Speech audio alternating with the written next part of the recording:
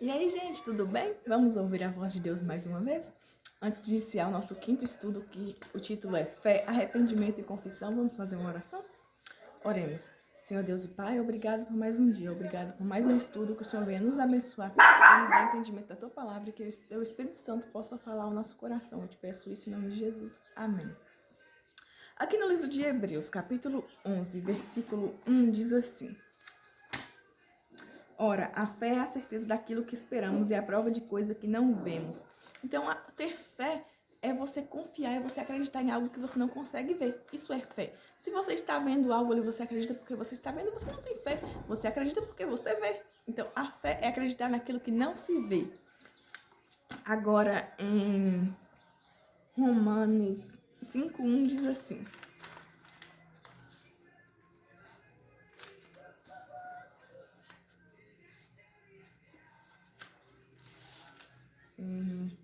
Tendo sido, pois, justificados pela fé, temos paz com Deus por nosso Senhor Jesus Cristo. Então, nós somos justificados pela fé. Quando nós temos fé em Jesus, nós somos justificados. Nossos problemas são justificados, nossos pecados são justificados. É Jesus que nos justifica através da fé que temos nele. Porque Jesus veio para nos dar salvação. Jesus morreu na cruz para nos dar salvação. E quando nós cremos, quando nós temos fé nesse sacrifício e aceitamos esse sacrifício, nós somos justificados. Porque Jesus tomou sobre si os nossos pecados. Os meus pecados ele carregou para que eu fosse justificado pela justiça dele. E agora, Tiago 2,26, que diz assim: Assim como o corpo sem espírito está morto, também a fé sem obras está morta.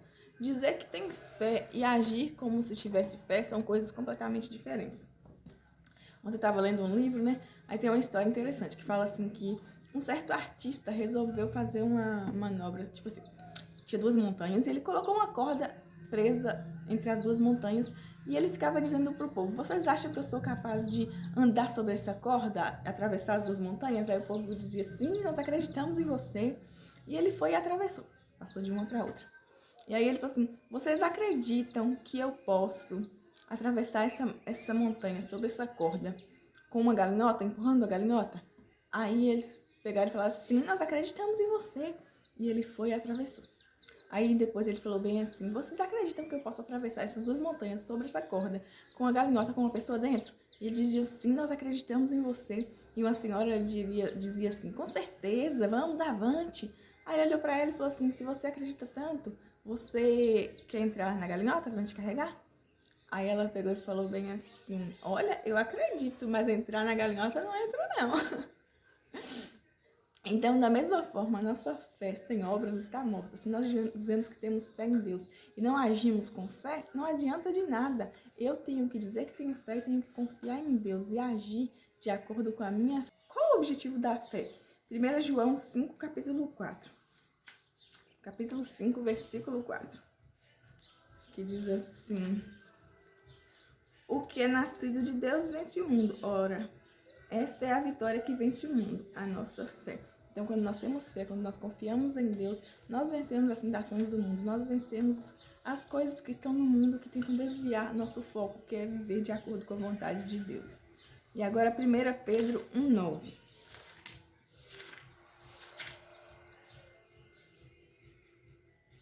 Pois vocês estão alcançando o alvo da sua fé, a salvação das almas. Então, quando nós temos fé, nós vivemos de acordo com a vontade de Deus, nós estamos buscando nos salvar, buscando a nossa salvação, buscando ir para o céu, viver de acordo com a vontade de Deus. Como nós podemos desenvolver a fé? Será que nós podemos desenvolver a fé fazendo alguma coisa ou será que é Deus que coloca essa fé em mim? Está em Romanos 10:17.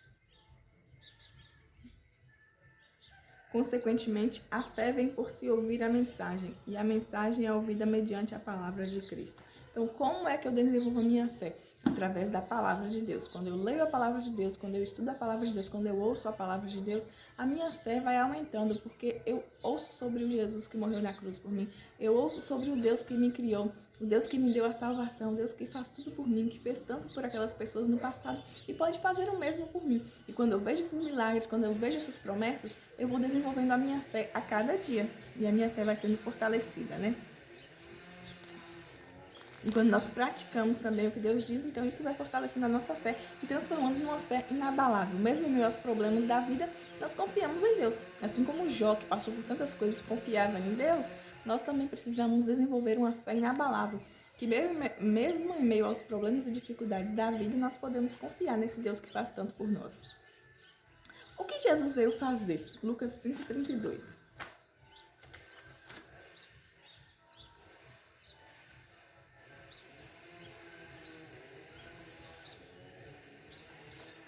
Que diz assim: eu não vim chamar justos, mas pecadores ao arrependimento. Então Jesus veio nos buscar para que possamos nos arrepender. Como o título diz, né? Fé, arrependimento e confissão. Através da fé, quando temos fé em Deus, quando aceitamos a sua salvação, quando aceitamos o seu amor, nós iremos querer nos arrepender dos nossos pecados. Eu sou pecadora, eu sou falha, então eu tenho que buscar a cada dia ter fé em Deus e arrepender dos meus pecados, porque eu sei que tem um Deus que pode me salvar, um Deus que carregou os meus pecados sobre si, para que eu fosse justificada, para que eu fosse salva. O que nos leva ao arrependimento? Romanos 2,4.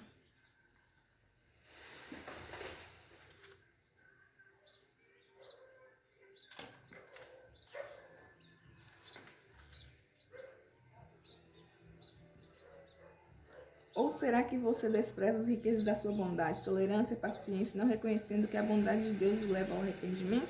Então, é a bondade de Deus que leva a me arrepender. Quando eu vejo que eu estou errado, quando eu vejo que eu estou em pecado, eu preciso entender que Deus é o meu Salvador, Deus é o meu Redentor. Deus morreu na cruz, Jesus morreu na cruz para me dar salvação. E Ele me ama tanto a esse ponto, Deus me ama tanto a ponto de entregar o seu Filho para morrer na cruz por mim, para que eu não morresse. Então, quando eu vejo essa bondade, esse amor, eu quero me arrepender, eu busco me arrepender, para que a minha vida esteja de acordo com a vontade de Deus. O que faz o pecador arrependido? Salmos 38, versículo 18, que diz assim: confesso a minha culpa, em angústia estou por causa do meu pecado. Confesso a minha culpa, em angústia estou por causa do meu pecado. Então, o pecador arrependido, ele confessa seus pecados a Deus.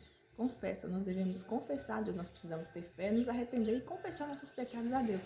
Aquele que é capaz de nos perdoar, aquele que carregou os nossos pecados sobre si. O que acontece com aquele que não confessa seus pecados? Provérbios 28, 13.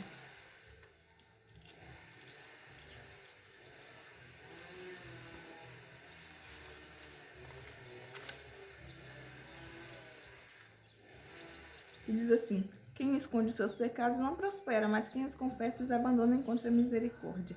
Então, se nós não confessamos nossos pecados a Deus, nós vamos viver presos em uma vida de pecado. Nós não vamos prosperar na nossa fé, na nossa caminhada cristã. Nós vamos estar cada dia mais afundados no pecado.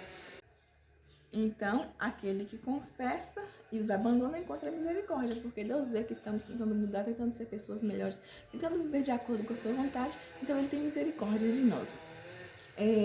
O que Deus faz quando confessamos os nossos pecados? 1 João 1,9.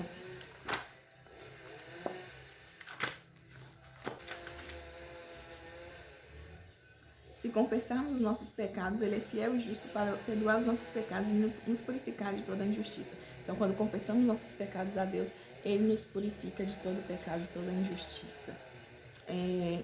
Miqueias 7, 18 e 19.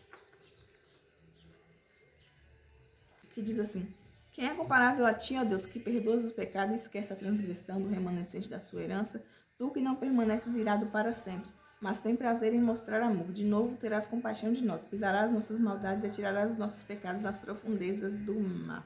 Então Deus perdoa os nossos pecados e atira nas profundezas do mar. Deus perdoa e esquece. Deus não é como nós, que dizemos que perdoamos as pessoas, mas na primeira oportunidade estamos jogando na cara da pessoa o erro que ela cometeu. Então Deus perdoa e atira nas profundezas do mar. Sabe aquele lugar mais profundo que ninguém nunca foi capaz de chegar? É lá que Deus lança nossos pecados. Claro que isso é uma coisa simbólica, né? Isaías 43, 25.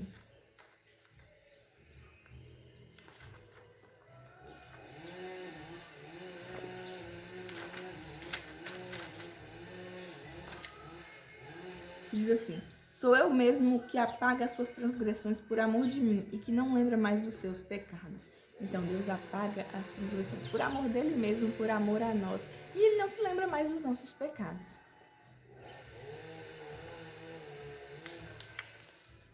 O que Deus espera de nós hoje? Isaías 55, 7.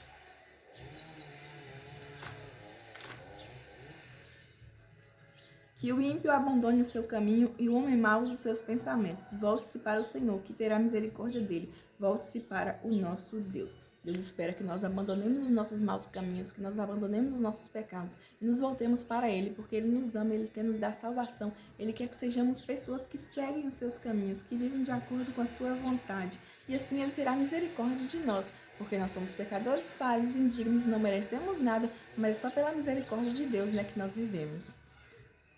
Deus quer nos perdoar, mas Ele quer que nós deixemos o nosso pecado, que nós abandonemos esses pecados. Então, como eu disse no título da lição, que era fé, arrependimento e confissão. Fé é a certeza de coisa que não vemos.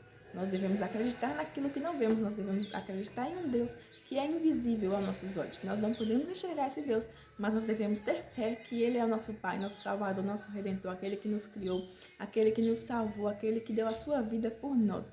E quando nós temos fé nisso, nós queremos viver de acordo com a sua vontade. E aí nós vemos que nossa vida está errada e nós queremos viver de acordo com a sua vontade, queremos viver conforme o que Ele deseja.